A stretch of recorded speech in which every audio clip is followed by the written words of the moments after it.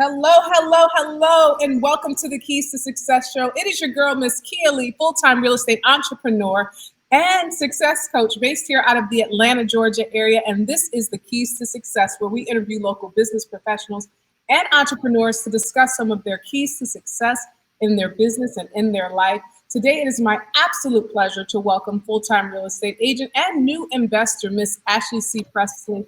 Miss Ashley, thank you so very much for joining us today, coming straight from South Carolina. I am so excited to hear your story, for you to share your story and journey with our viewers. Please take a moment to introduce yourself. Hi, everybody. Thank you for having me on. Of course, like she said, I'm Ashley Presley, real estate agent and newbie real estate investor in the South Carolina area. I'm just excited to be here, excited to be on. And I hope my family is watching, so I'm excited about it. And I'm ready to share with you my experiences and how I can help you if you even are thinking about getting into real estate, how my experiences have molded and shaped me and how they can help you if you are, like I said, you're thinking about getting into real estate. Awesome. So let's start at the beginning. Tell us a little bit about how you initially got into real estate investing, your story. Are you originally from South Carolina? No, I was born in Germany. Wow. Army brat. Yeah, my dad was in the military, so we were stationed in Frankfurt, Germany, and I was born in Wiesbaden. We stayed there for 10 years, moved to Kansas City for about a year and a half. Then we moved to Georgia, and I stayed in Augusta, Georgia. Oh, God. I was in Augusta since 98. So from 98 to 2007, I was in Augusta, moved to North Augusta in 2007 when I was pregnant with my first child. Wow. And I have been in the North Augusta, Graniteville area since then. I've learned to love the South Carolina side. I'm still, I still love Georgia, nothing against it. But, this side, it's about family, and I've been able to be close to my family on both sides. Right. But I got into real estate in 2016. I took my class 2015. It was a conversation my husband and I had, because, everybody else learns who you are when you're around them for a certain amount of time. So he knew you like to talk, you like to teach. How about, we've been thinking about investing, get your real estate license. Let's try that out. So 2015, I went to the classes and I was pregnant with my third child. So I was taking classes and still being at work full time and trying to get this real estate license. So I got my license February 2016. Wow. And, as I said earlier, I really thought real estate was real estate agent and investing. That's it. Getting rental properties. It was so, my view of it wasn't as broad as it is now. Right. So, getting into it back in 2016, and I've learned so much up until this point. Wow. And so when you originally got your license, did you get it in South Carolina or did you obtain your license in the Atlanta, Georgia market? Nope, I was in South Carolina. Oh, wow. Yeah. Now we do have a reciprocal for Georgia, which is Augusta, Georgia, but I would have to get a whole new license to go to Atlanta. Oh, wow. Awesome. So, but you can do real estate in the Augusta market. Right. Wow, that is amazing. So you got your license and you said, okay, this is something that I'm good at. I'm good at speaking and all of that. Let me get into investing or becoming an agent. And how has your journey been since becoming an agent? Tell us a little bit about when you first got your license, your first deal. Ooh. So when I first got into it, like I said, I was pregnant. I didn't give birth until May. So between February 2016 to May, it was just learning as much as I could and still trying to be mama. Right. And, coming, because that was my third one. So, I had two, and I always get big pregnant. So I'm heavy, still trying to work. And so it was stressful. So I really didn't do as much as I wanted to do during that time. But, after I had my baby in May and my maternity leave was up in July, right, I actually got the call 2 days, I believe, 2 days before I was supposed to report back to work that said that I had been laid off. Oh, wow. So I was like, this was not supposed to be full time. And what am I going to do?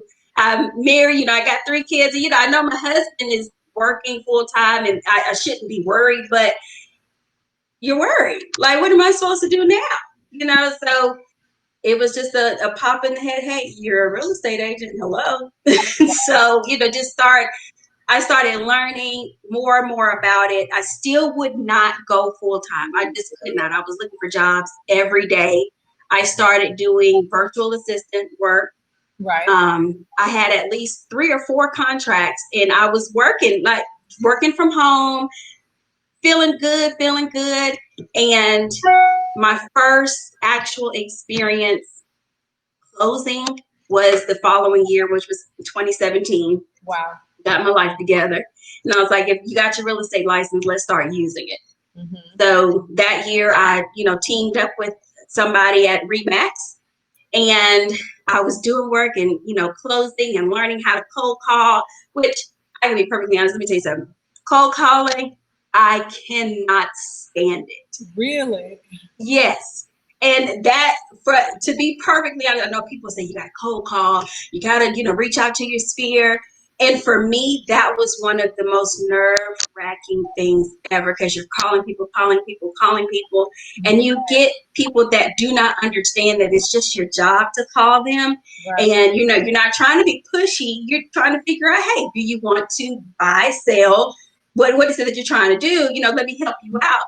And people cuss at you and they hang up in your face. Mm-hmm. And for me, because I'm such a people person, when somebody is like, what are you calling me for? Don't call me ever again, and bleep, bleep, bleep, bleep, bleep. I'm like, oh, okay. Right. I don't want to call nobody else. Right. You take it personal a little. So, So you take it personal a little, as if they're right. Yeah, I totally understand. Yeah. So, and people tell you don't always personalize it. They try to get you, and of course, they give us classes. Don't personalize it. Just one call, they don't like it, hang up, call the next person. But as a human, it happens. You get nervous and you get scared. You're like, well, what if this person that I call next don't cuss me out too? Right. And you may have those days where somebody is cussing you out back to back to back to back, and you just hang up. You're like, I'm done. Right. And the one thing I had to learn was, even when they're doing that, I have to separate that from who I really am. I can't let them make me be this person that is just horrible.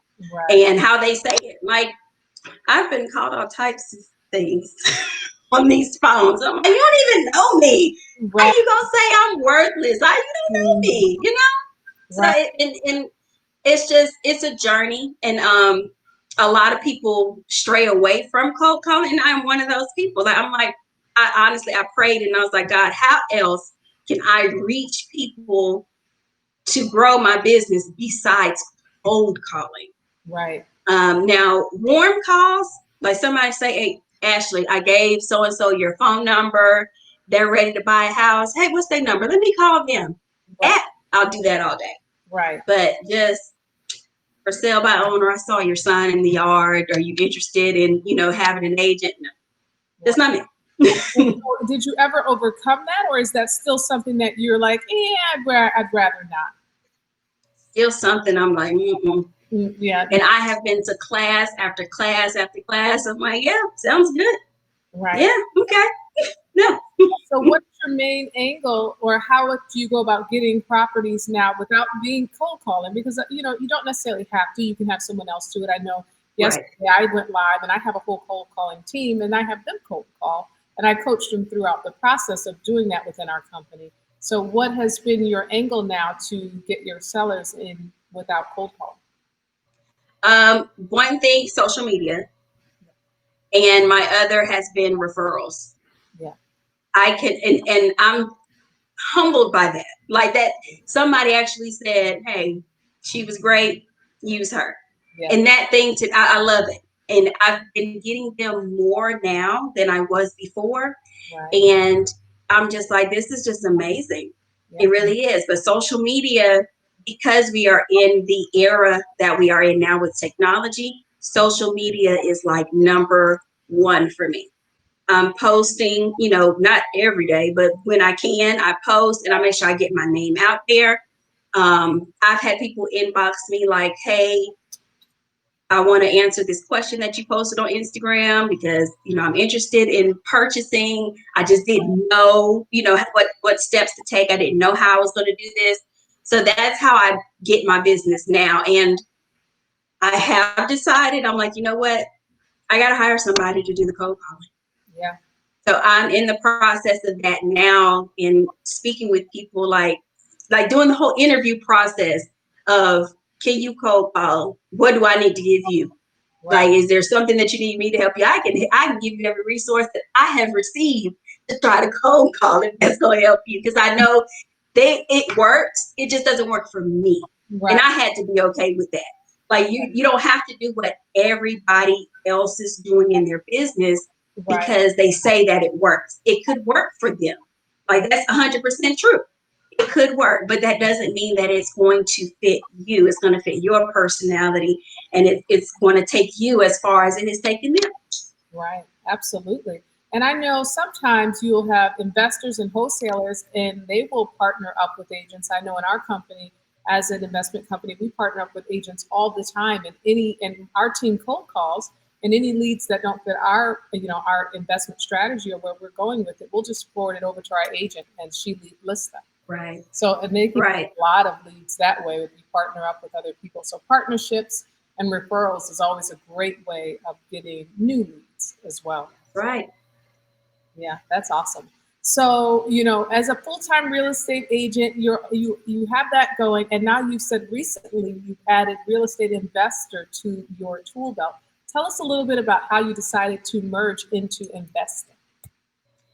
So, before, that was something my husband and I were discussing.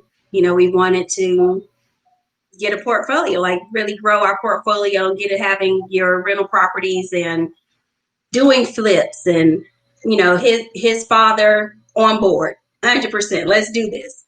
So I started researching, and I do have a partner, well, not necessarily a partner, but I have somebody that I lean on a lot. And he's an investor. And I told him, hey, this is something that I want to get into. You've been doing this for a while now. Right. Let's just do it. Let's get it started. And I hope he's watching, but I know I mess his ear up, because I'm like, listen, this is going on. What do I need to do? What do I need to do? So what if this happens? How do I handle this? How do I do that? And Right. he's all about structure and process, and he's just like, Ashley, this is what you need to do. This is what you need to say. This is how you say it. Come on the appointments with me. I've gone to vacant houses with him just to see, how do you do this? How do you research these people that are, or these abandoned properties? How do you find out who the owners are? How do you contact the owners? Like, what is the whole process of investing, quote unquote, and what about funding? Things like, okay, how am I going to buy the house? How am I supposed to? I have my own personal house. So can I use funds from something else? Like, can I get another loan? Am I able to do that? So, like I said, I'm a newbie. I'm still learning. And a lot of it for me too is perfection. Because I'm not ready yet. But the person that I deal with a lot, he's like, yes, you are. Just do it. Right. But that mind thing that we do. And I'm like, no, I'm not ready. I'm not ready. I don't want to call myself an investor. So I did my first owner financing deal back in February, I think, of this year. And it was so easy. Mhm. I mean, it was easy. And I'm like, oh, okay. So while you sit here stressing, this is all it took. And stuff just started lining up, and you get the phone calls like, hey, I do want to sell my house. I do want to put that sign in the yard, but I don't have the funds for this, or I don't have the funds to fix that, or my house is in this bad a condition. And now, instead of me saying, okay, call me whenever you can, get the funding or that's done and we can put the sign in the yard, I'm on the investor side, and I'm like, how much you owe on your mortgage? Right. Let me see how I can help you out. So it really, it opened up a whole nother realm for me as far as just real estate is concerned. Right. And so, I mean, as an agent, would you advise other agents to say, hey, maybe you would want to look a little into what being an investor really is? Because, like you said, it can open up so many doors on deals that you Highly would recommend it. just pass by. Now Right. you're like, hey, I may be able to pick this up myself. Right. And anybody that doesn't want to do it, give me the phone number. Because, I mean, in all seriousness, not every agent has the ability to be the investor too. They're not going to look at it on that aspect. They're going to be like, well, I'm too busy with residential sales. I don't want to get into the investing side and how I can really form this deal and get creative with it. So that's fine. I give them my phone number and I'll handle it. Right. And so, are you only purchasing currently in the South Carolina market, or are you also buying in other markets as well? I want to get into other markets. My first one actually was in Georgia, Oh, wow. in Augusta. Okay. So yeah, and it's not far from here. Right. It's literally across the bridge. So I can be in Augusta in 15, 20 minutes. Really? Yeah, so it's not far. Oh, wow. That's good. So it's pretty much it's nearby. It's in the state of Georgia, but still close Right. enough where that's awesome. And so you're looking for new deals. You've done your first owner finance deal. What are some of your keys to being successful with doing that? Because I know you're also a mom as well, like you mentioned. So what are some of your keys to success of juggling being a mother, being an agent, being an investor, and being a wife as well? My first thing I would say is prayer. A lot of it. A lot of it. I take time to myself in the morning.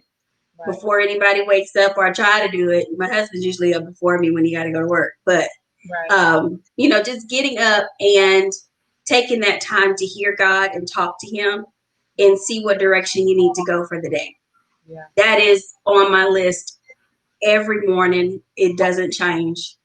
I have to talk to God. If I do not talk to him in the morning, it's going to be a messy day. So that is the one success that I would say. Another one, just be you. Be yourself and be okay with being yourself and having that authenticity about yourself with uniqueness about yourself and celebrating yourself. And not every day is going to be a huge win, but you have to find the little wins in your day. Right. So, I'm not gonna judge you if you say the only thing I did this morning was shower and that's it. Or today I accomplished the task of small things, because especially now with the pandemic going on, a lot of stuff is going on and people are dealing with things mentally. And I am learning mental stability is worth everything. Right. You don't have to get up and try to be this super agent and just be this person that performs all the time. Oh, she's doing this, she's doing that, she's doing this and that. No, it looks good outside, but on the inside you can be a mess. Right. And that was a key to my success and how I can be okay. And there was a group that I belonged to. I will say this: during the pandemic, I joined a group, mega mom group for real estate agents. Mm-hmm. And I did the initial call and she was like, okay, well, what are your numbers like? And I was like, what do you mean? She's like, how many deals are you closing every month? So I told her, my average amount of deals every month. And she said, well, where do you want to be? And I gave her this big number. And I'm like, yeah, because I'm going to be a millionaire. That's how I'm thinking. And she was like, so is that what you need? And I'm like, excuse me, you're not going to try to tell me to scale down.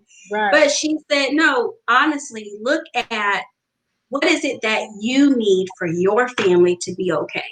Because it's not always that huge number that you're thinking. It's possible, but can your family survive if you're bringing in $5,000 a month? And I had to start thinking, I'm like, you know what? A lot of this that I thought I needed was because that's what I thought was what success looked like. Right. But in our market, in our area, South Carolina and Georgia and Florida, our property values and that stuff is not as high as it is in New York. It's not as high as it is in California. So I can't look at those mega agents closing $1 million deals and it's like, okay, yeah, that's where I want to get to. That's what I want to get to. We don't have a lot of $1 million properties in Aiken, South Carolina. They exist, but there's not a lot of them. Right. So how about deal with what you can on your level? What, if our average is $200,000 for a house, okay, babe, what can you do with that $200,000 commission check?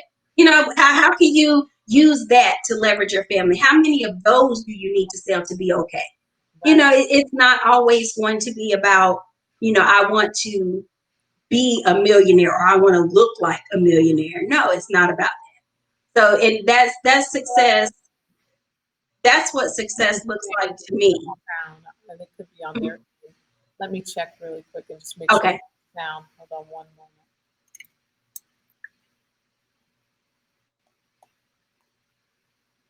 That stuff is not as.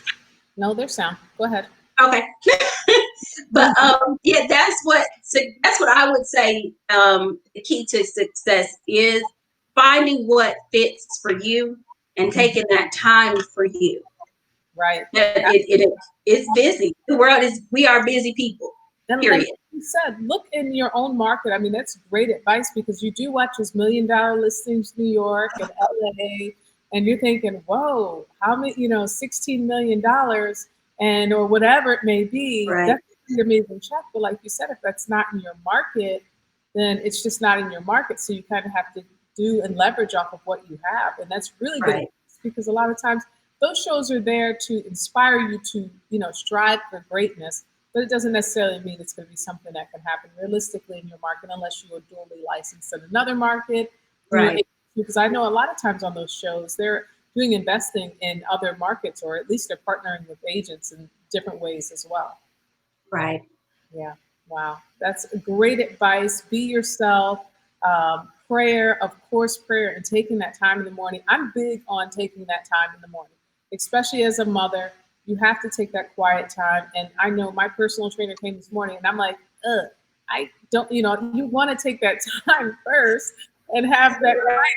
I know you're outside and everything, but I need to spend time with God first before I work out. I'm sorry. It's just, so having that balance of schedule is so important. You sound like me. That's what I was thinking this morning. I'm like, okay, Ashley, you got to get up.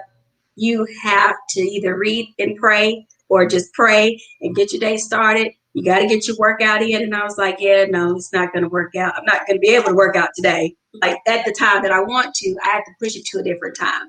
And I mean, it's okay. It happens. Right. And so I'm like, it's just about, the one thing that I have to do today. Like, what is the one thing that Ashley has to do to be okay? And that one thing for me will always be my prayer time, my alone time. Just nobody making noise, nobody asking me for something. I can't get you no cereal. I cannot make you a waffle this morning. Mama gotta have her time. And that's what I appreciate the most. Right. Absolutely. So, I mean, with being a mom, everything else, you're also a wife. How important is it to incorporate your husband in everything that you do and the communication of being an agent and all of the things that you have going on? Because that's one common thing that I've heard you mention is that I spoke with my husband first. He agreed. We had this conversation. To those who are watching who are married, who may think, hey, I want to get into real estate investing or I want to be an agent, how important is it to have that spouse on that same page as you when you're following your dreams and your passions?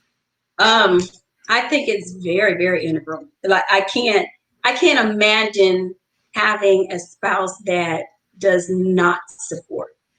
That's tough, because as much as I talk and as much as stuff goes on up here, I have to have somebody I can be like, hey, what you think about this? What you think? And to not be able to have that, well, you go ahead, or even if it's something that he's saying no, that's not you, Ashley, don't do that. I want to hear that. I need to hear that. And then too, when I'm doubting myself and I don't think that I'm doing a good job, or I don't think that I'm succeeding as I should be, or what I imagine that I should be, having that spousal support to be like, how about, okay, let's retract. What did you do this month? How did this go? What about this that just happened? So he's that constant reminder to me that even though it may not always look like what I want it to look like, it's still something. Right. So he's a major part for me.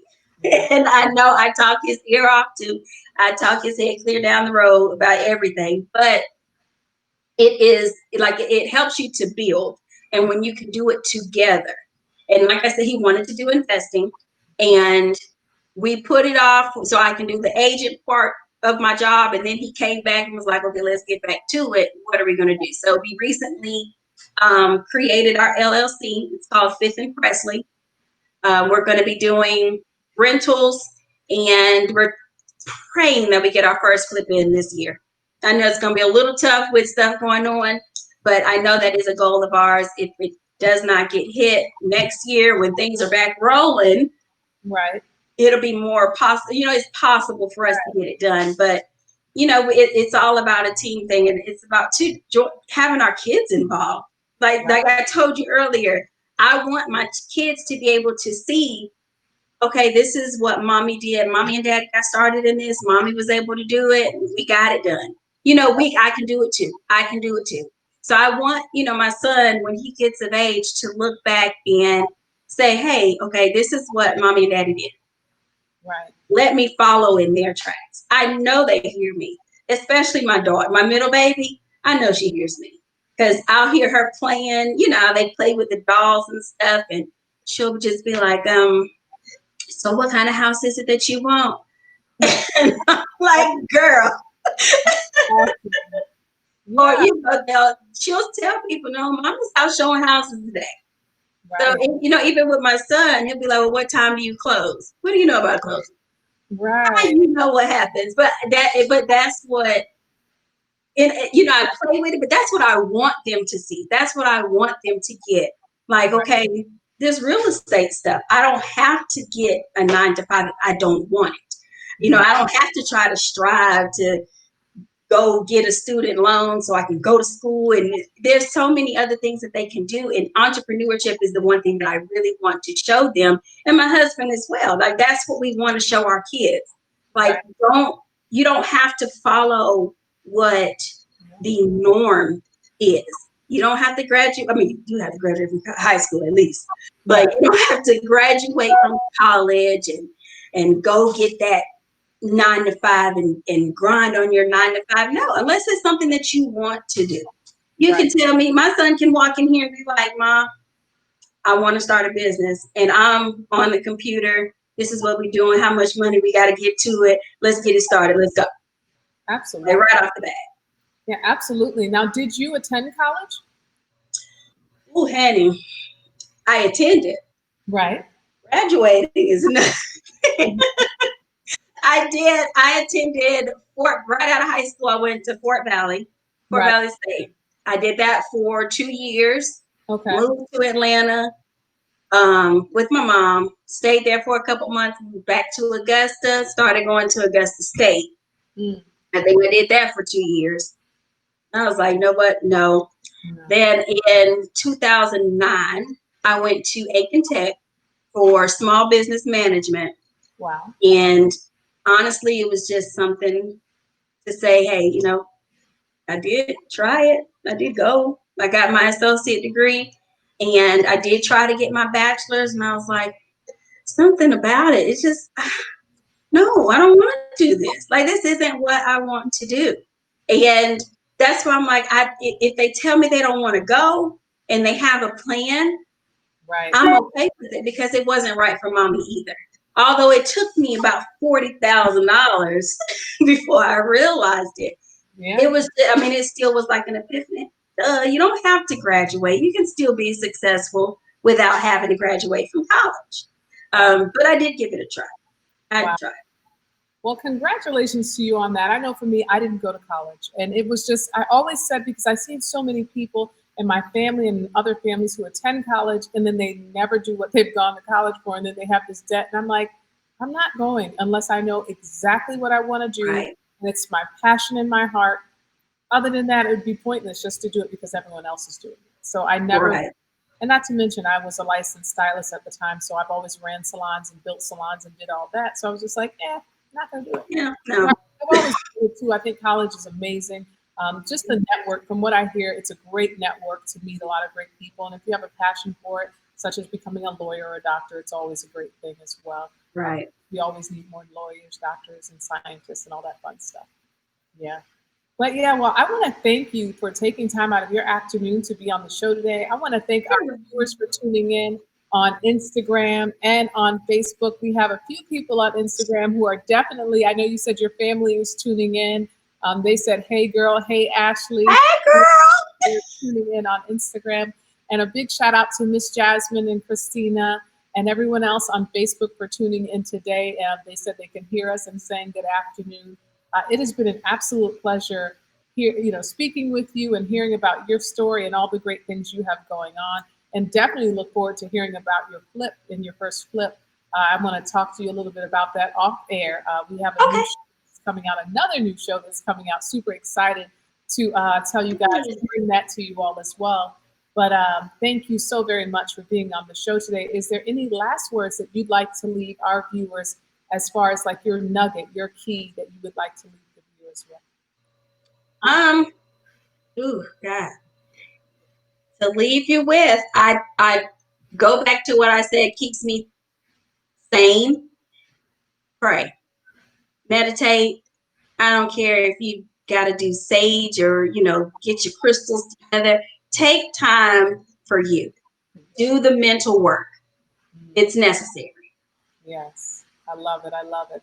Well, until next time, guys, we are live every Tuesday and Thursday at 12 noon on the Keys to Success show.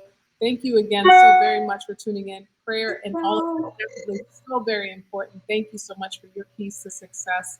You guys have a beautiful afternoon. Thank you, Thank you. Bye-bye. guys. Thank you.